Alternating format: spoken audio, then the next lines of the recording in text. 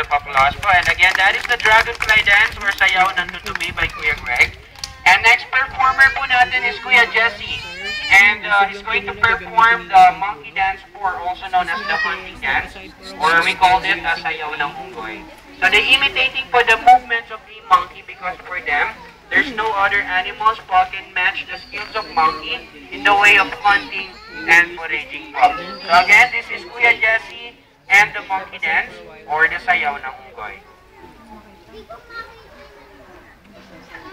Kuya, step aside.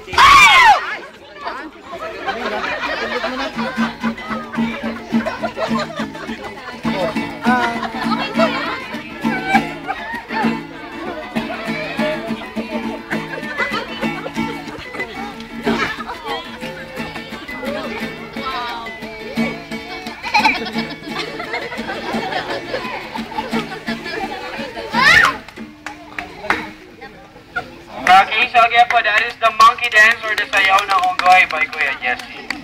And last dance po that they're going to perform is one of the most important dance for them. So ito po yung isa sa pinakamahalagang sayaw sa mga aitas natin. So ito po yung tinatawag nilang war dance or sayaw ng pagbabayani. And since during all times po when the law is not yet fully established here in the Philippines, at kapag meron pong di pagkakaintindihan sa dalawang tribo. So bago sila lumaban, ipa-perform po nila ang war dance to ask guidance po from their God called Apo na Malyari to have a victorious fight. So this time po gagamit sila ng tunay na panal and palaso or sa dialect po nila, tinatawag nila yan as Yao and Bai.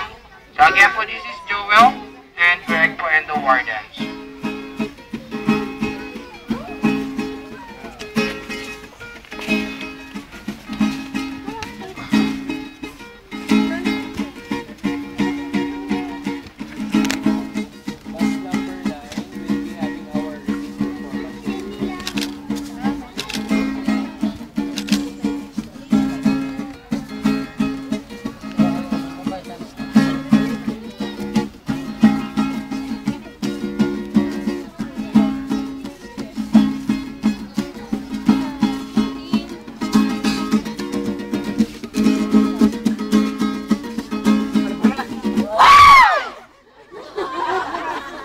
Okay, so that's the end of the short but humble presentation of our native people sa Palakpakan.